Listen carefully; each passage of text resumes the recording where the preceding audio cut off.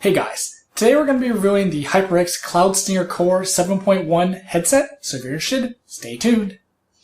First off, I'm taking this off so I can hear myself, because I know that's a mouthful, but the HyperX Cloud Stinger family is kind of confusing because there's a bunch of different variations. So this is the Cloud Stinger Core 7.1, which is the newest model right now. It came out at the beginning of May, and there's the wired version like I have, and the wireless version. So this one is not to be confused with the Cloud Stinger Core, which is an older model that came out like 2 years ago. So this, like I said, is the newest one that came out in May. And one of the big differences between this one and the old Cloud Stinger Core is the 7.1, which is 7.1 surround sound, as noted in the title. And so that's one of the big differences with this newer version. I specifically targeted this model because it does have the USB adapter, which is something that the old Cloud Stinger Core does not have. It is all plug and play, so it was really easy to set up. All you had to do was put the adapter in and plug it in, and it was ready to go. And just make sure for that USB adapter that you plug it all the way in. When I first set it up, I didn't have it plugged all the way in, and the mic wasn't working. So it took me a little while to figure that out, so make sure it's plugged all the way in. But of course, because it's a USB adapter, it also has a 3.5mm slot, which is good for your computer and any other console you want to use it for, PS4, Xbox, the whole works. So usually when I do reviews, I start with the cons first. That way we end on a good note. So that said, here come the cons. I really only have one con, and that's that the actual earpiece speakers part don't rotate 90 degrees. So they don't swivel 90 degrees, which isn't a huge deal, but it would be nice just to have as more options. And, you know, maybe in case you have a big head or some anomaly, that could be something nice for you. And one of the main features of this headset is the 7.1 surround sound.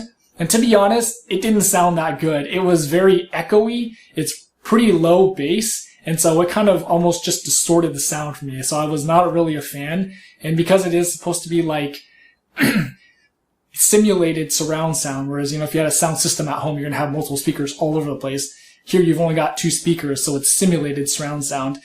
It didn't sound that good. So if you're looking for surround sound, the 7.1, I wouldn't recommend it for that. I would just stay with the stereo. And that's it for the cons. There's a ton of pros, so let's go through them in no particular order. First one is price. So this is priced at $50 on Amazon, which is your pretty standard budget headset. And so that's really all I was looking for. I just needed something that was better than the earbuds I was using because I've been playing CSGO a lot. And so basically, you know, I just needed something where there's better sound, where I could hear footsteps and reloads and things like that. So in that sense, $50 is totally worth it for this headset. The clamp force on this headset is really light. I've played with it for a whole bunch of hours at a time, and it is like you can barely feel it on your head. So good thing for the headband because it's almost so light that the headset might actually slip down a little bit if it didn't have the headset. No pressure points at all. I didn't have any issues wearing it for, like I said, hours at a time. It was totally fine. The headset is very comfortable to wear. The earpieces have a cloth material over them, which I specifically targeted over pleather because basically you're wearing this headset for a lot of hours at a time. You're going to get a little sweaty. So the material, this cloth helps, you know, let your skin breathe over having leather on your skin for a long period of time. I also liked the ovalish design of the headset rather than the round ones that some companies have, just because your ears aren't exactly circular, they're more ovalish. So I feel like it would fit your head and your ears better. The actual headband has a nice piece of padding as well, and it's very comfortable to wear, like I said. You can wear this thing for hours and there's no issues. The top headpiece is adjustable, and it clicks into place as you can see. It wasn't the smoothest adjustment for me, to be honest, but I mean, it works. It's just, it would be nice if it was a little bit smoother so you don't have to fight it so much to try to click it into the right place that you're looking for, like the right tab. The headset is decently durable. I'm not really that rough with my products, and I don't intend to be, just because that's how you break things. So we'll have to see as time goes on, but so far so good.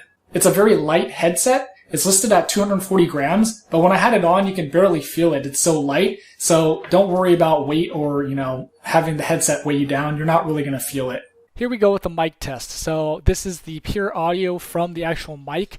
I'm going to probably pump up the gain a little bit because this particular mic doesn't record at a very high volume. So I'm going to pump it up just a little bit with gain, but I'm not going to edit anything else so you can hear what it sounds like.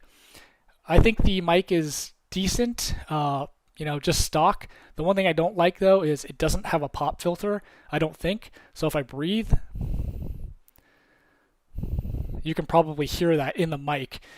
So you might need to get a pop filter for it, or what you can do is what I've been doing is you just bend the mic down a little bit, or like outside of your breathing area. If I test it again, you can't hear it as much. So that's kind of the fix for me, unless you get like a pop filter. So what I'm going to do now is I'm going to turn it to mute. So there is no notification for mute, but it does make a clicking noise, and you can feel it and you'll hear it. So here we go.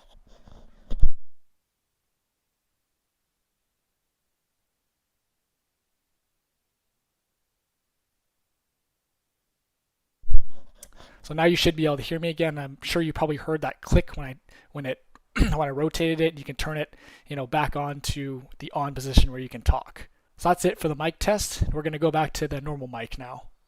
The mic adjustability is pretty good. You can bend this thing in a lot of different ways and it'll stay there. It's not like one of those kind of stiffer ones where you can only bend it just a little bit. This thing shapes pretty much to almost anywhere you want it to go. Now to the actual sound. It has a 40mm driver, which isn't the biggest driver. A lot of headsets in this price range have 50mm drivers, but that doesn't necessarily mean it's bad. The sound was really good. It's 16 ohms, 20 to 20,000, so your lows for your bass, your highs for trebles and things like that.